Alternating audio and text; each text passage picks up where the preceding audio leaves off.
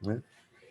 Vamos falar um pouco das correntes, e aí a gente tem que voltar no nosso trabalho, para a gente finalizar o nosso trabalho até a data de entrega das notas, tá? E aí a gente precisa ter uma conversa sobre como a gente vai fazer isso. Então, vamos descer lá nas correntes, né? Essas partes de correias a gente viu tudo.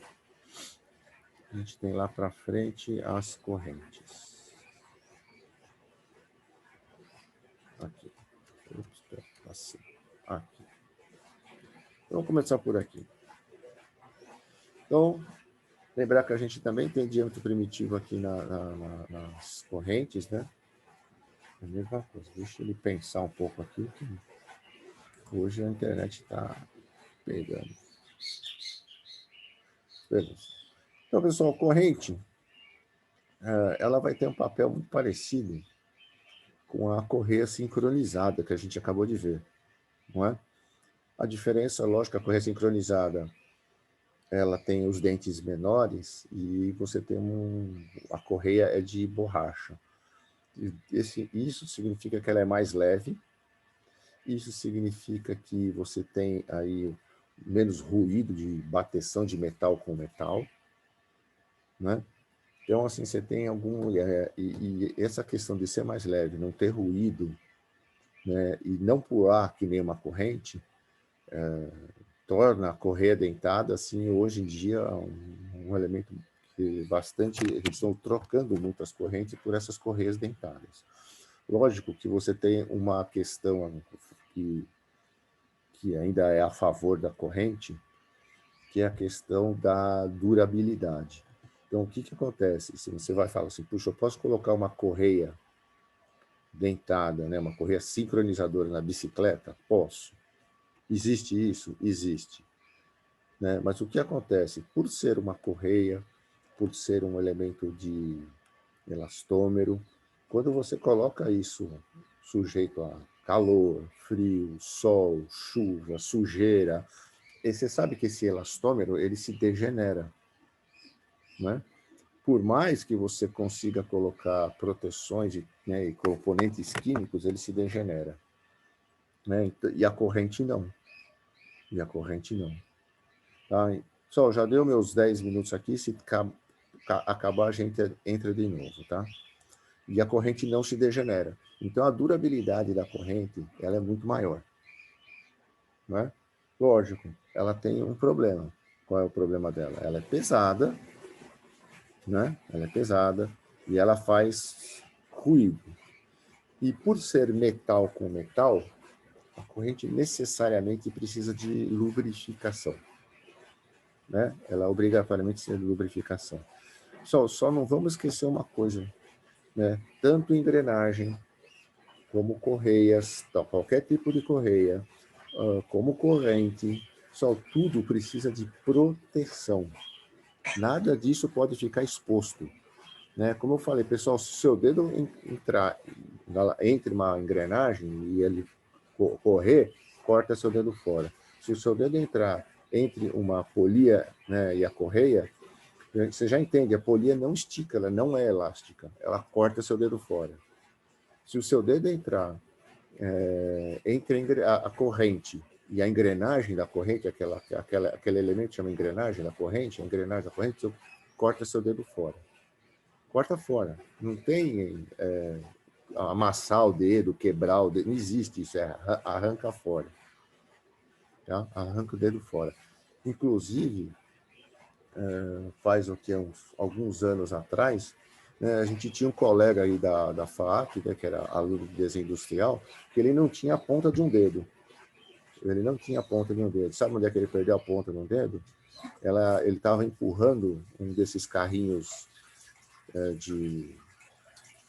Carrinho tipo mini bug, que ele falou, eu tinha um mini bug, né? Ele estava empurrando o mini bug, a mão dele escapou e o dedo dele entrou entre a corrente de transmissão, né, e a engrenagemzinha lá dali. Ele arrancou a ponta do dedo dele fora, né? Esse é um caso. Eu vou te falar casos que assim, são verídicos que eu vi, né? Existem várias lendas aí. Então, esse foi um. E um outro né, que não é da FAP, é de uma outra escola, ele também não tinha a ponta do dedo. Sabe como é que ele perdeu a ponta do dedo? Ele estava lavando a moto. Lavou. Aí depois que lavou a moto, ele resolveu ligar a moto parada. Pá, ligou a moto. Pá, e deixou a moto ligada. Aí a moto estava ligada, não sei o que, ele resolveu mexer na corrente para colocar lubrificação. Né? Pô, eu vou passar um pouco de graxa aqui na corrente. Então, quando ele foi passar a graxa na corrente, a moto deu um pulo e o dedo dele cortou fora, a ponta do dedo também. Entendeu? Ele fala, poxa, nossa, eu dormi no ponto, não sabia. Cara. Então, assim, isso é um ponto importante para vocês, né? Para vocês saberem que não pode ter nada disso exposto em lugar nenhum. Né? Sempre isso tem que estar coberto. Muito bem. Avançando um pouco aqui na corrente, existem vários tipos, na verdade, de correntes. E assim, a corrente é um elemento bastante versátil, né? Porque além de ela ser usada para fazer a transmissão do movimento, como a gente vem falando da engrenagem, olha, está rodando aqui, vai rodar lá, mais rápido, mais lento, com mais torque, e a gente falou das correias e polias, quando a gente distanciou mais o elemento, mas continuou transmitindo a rotação mais rápido, mais lento, mais forte, menos forte. A corrente faz isso também, transmite o movimento mais rápido, mais lento, mais forte, mas ela tem um outro detalhe. O pessoal usa bastante corrente como corrente de esteira, corrente para fazer transporte de peças. Né? Então, eles criaram, na verdade, uns formatos diferentes de correntes, onde você pode fixar partes sobre ela e você fazer um movimento dessas partes.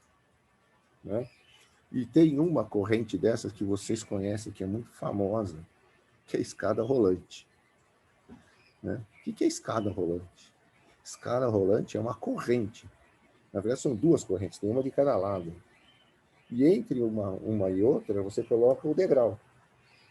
E a corrente fica virando lá, e o degrau fica andando, subindo e descendo, subindo e descendo, subindo e descendo. Aquilo, escada rolante, pessoal, naquele degrau que vocês veem, na verdade, ele está preso em duas correntes, uma de cada lado.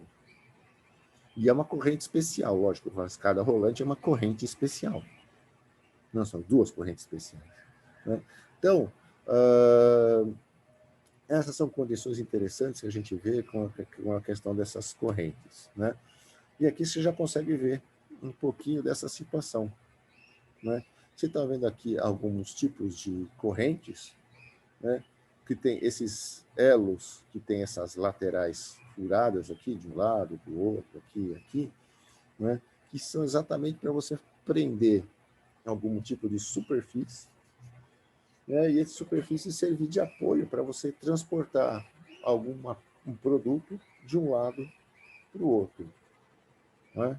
Então, é muito comum usar esse tipo de corrente. Isso quando você tem que transportar alguma coisa mais pesada. Às vezes você tem que transportar alguma coisa mais leve, né? O pessoal usa, às vezes, correia plana. Correia plana também dá para fazer isso. Mas o problema da correia, às vezes, é que a distância faz com que você tenha um abaulamento assim, da correia. Né? Então, tem que tomar um pouco de cuidado. Isso aqui eles chamam de lift chain. Né? É uma corrente onde ele coloca... Não tem, você vê o espaço aqui no meio totalmente preenchido com essas plaquinhas, né, com os elos, de tal forma a você ter mais resistência mecânica. Né? Então, eles chamam de lift chain. E essa aqui, a corrente com esse formato diferente aqui, ó, deixa eu olhar meu horário aqui, eles chamam de corrente silenciosa, né? Um silent chain. Na verdade, é uma corrente silenciosa. Né? Logicamente, os dentes aqui não são desse jeito, né? São os dentes um pouco diferentes, né? Não é assim desse jeito. Mas a corrente ela tem esse formato. E ela é silenciosa, exatamente o nome é porque ela é silenciosa, porque a corrente normal, ela bate os elos na engrenagem e faz barulho, então é um produto meio barulhento. Né? E aí eles precisavam, na verdade, essa corrente silenciosa, eles usam muito em carro.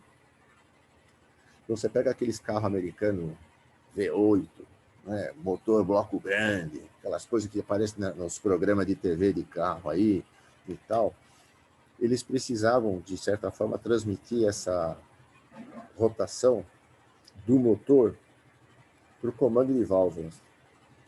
E como você tinha muita força nesse motor, eles usavam corrente, né?